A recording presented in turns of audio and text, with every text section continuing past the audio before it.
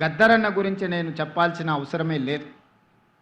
గద్దరన్న వెళ్తే ప్రజాభవన్ ఈనాడు ఆనాడు దొరల గడీల గేటు ముందల ఎర్రటెండలో గంటల కొద్ది కూర్చోబెట్టినప్పుడు తెలంగాణ ప్రజల యొక్క గుండె తరుక్కుపోయింది. ఇంత దుర్మార్గం, ఇంత కర్కశత్వం పరాయివాడి పాలనలో కూడా ఇంత అవమానం జరగలేదు. గద్దరన్నను ఎర్రటెండకు కూర్చోబెట్టిన వాడిని శాశ్వతంగా ఫామ్ హౌస్లో బంధించాలని ఆనాడే ప్రజలు నిర్ణయించారు.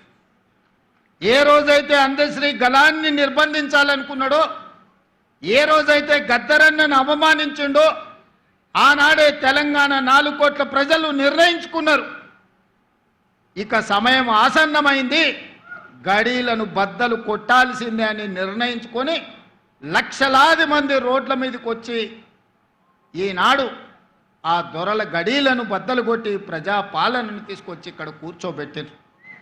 ఆ ప్రజాపాలననే డిసెంబర్ 7, 2023 నాడు బాధ్యత తీసుకుంటే జూన్ 2, 2024 నాడు రాష్ట్ర అవతరణ దినోత్సవం రోజు తెలంగాణ జాతికి జయ జయ హే గలాన్ని అంకితం చేసినప్పుడు అందశ్రీ గారి భావోద్వేగం పరేడ్ గ్రౌండ్లో వారి కళ్ళల్లోనే చూడాలి. నేను చెబితే మాటలు సరిపో. వారి భావోద్వేగం నిజంగా ఆనాడు అందశ్రీ గారి భావోద్వేగం ఇంకో తరాన్ని, ఇంకో రాష్ట్రాన్ని సాధించేటంత స్ఫూర్తినిచ్చే గొప్ప భావోద్వేగం. అందుకే మిత్రులారా, ఈనాడు ఈ ప్రభుత్వం ఒక అందశ్రీని, ఒక గద్దరన్నను శ్రీమతి సోనియా గాంధీ గారి స్ఫూర్తితోటి ఈ ప్రభుత్వాన్ని మేము నడిపిస్తున్నాం. ఈనాడు నా సహచర మంత్రివర్గ సభ్యులు ఎన్నికల సమయంలో ఇచ్చిన హామీలను, ప్రజల అవసరాలను, ఆర్థిక ఇబ్బందులున్నా ఒకటొకటిగా పరిష్కరించుకుంటూ కుటుంబాన్ని చక్కదిద్దే ప్రయత్నం చేస్తున్నారు. రోజుకు 16-18 గంటలు ఈరోజు సహచర మంత్రివర్గ సభ్యులు ఈరోజు ప్రజలకు అందుబాటులో ఉండి పనులు చేస్తున్నారు. ఇవాళ మేకతోలు కప్పుకున్న తొడేలు ఈరోజు బయటికి వచ్చింది. మేకతోలు కప్పుకున్న తొడేలు ఈనాడు మాట్లాడుతుంది. కేసీఆర్ గారు నోటిఫికేషన్లు ఇస్తే రేవంత్ రెడ్డి ఉద్యోగాలు ఇచ్చిండని. నేను అడగదలుచుకున్న ఈ తొడేళ్ల గుంపును, ఆనాడు నీ చెల్లిని నిజామాబాద్ పార్లమెంటు ఎన్నికల్లో బండకేసి కొడితే 6 నెలలు తిరగకుందే శాసన మండలికి ఉద్యోగాన్ని ఇచ్చి పంపించింది కదా. నీ బంధువు వినోద్ కుమార్ని పార్లమెంటులో గోతి తీసి పాతి పెడితే కరీంనగర్ ప్రజలు ప్లానింగ్ కమిషన్ వైస్ చైర్మన్గా 3 నెలల్లోనే ఉద్యోగం ఇచ్చిండ్రు కదా. మీ బంధువులైన హరీష్ రావు గారికో, కేటీఆర్కో, లేకపోతే దయాకర్ రావుకో ఇలా చెప్పుకుంటూ వెళ్తే 100 మంది నీ బంధువులకు ఒక్కరోజు ఖాళీ ఉండకుండా ఉద్యోగాలు, మంత్రి పదవులు ఇచ్చినావు కదా.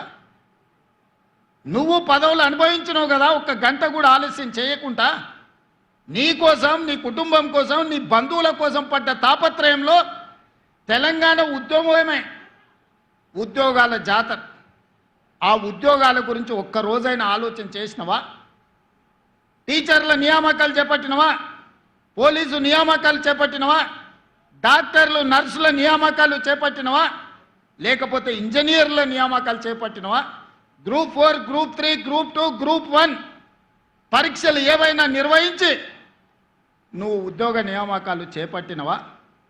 మేము నోటిఫికేషన్లు ఇచ్చినాం, రేవంత్ రెడ్డి నియామకాలు చేపట్టినన్ని నిస్సిగ్గుగా నడి బజార్లో నిలబడి మాట్లాడుతున్నావు కదా. ఈరోజు ఒక్క మాట నేను అడగదలుచుకున్నా. నోటిఫికేషన్లు ఇచ్చి ప్రశ్న పత్రాలను జిరాక్స్ సెంటర్లో పల్లి బఠానీలుగా అమ్ముకుని వందలాది కోట్ల రూపాయలు సంపాదించుకున్నావు తప్ప ఆ పరీక్షలను పూర్తి చేసి పిల్లలకు ఉద్యోగ నియామక పత్రాలు ఇవ్వాలన్న ఆలోచన ఏనాడైనా నీ కుటుంబానికి వచ్చిందా? నీకో, నీ చెల్లికో, నీ చుట్టానికో ప్రజలు బండకేసి కొడితే ఎంబడే మళ్ళీ ఉద్యోగ నియామక పత్రాలు అందజేసి మీ కుటుంబం కళ్ళల్లో ఆనందం చూసినారు, మీ ఇంట్లో పండుగలు జరుపుకున్నారు. కానీ తల్లిదండ్రులు ఉపాధి హామీ కూలీ పనిచేసి రూపాయి కూడబెట్టి ఉస్మానియా కాకతీయ యూనివర్సిటీలలో పీజీలు పిహెచ్డీలు చదివించి పోటీ పరీక్షలకు అశోక్ నగర్, దిల్సుఖ్ నగర్ చౌరస్తాలో, అమీర్పేట్ చౌరస్తాలో 10 ఏళ్ళు కోచింగ్ సెంటర్ల చుట్టూ తిరిగితే పరీక్షలు నిర్వహించి వాళ్లకు ఉద్యోగాలు ఇవ్వాలన్న ఆలోచన ఏనాడైనా మీకు వచ్చిందా? వాళ్ళ పట్ల ఎప్పుడైనా మానవీయ కోణంలో మీరు ఆలోచన చేసిరుగా? మీరు ఎప్పుడైనా వాళ్ళ పట్ల మనుషులుగా ప్రవర్తించినరా అని నేను ఈరోజు అడుగుతున్నా.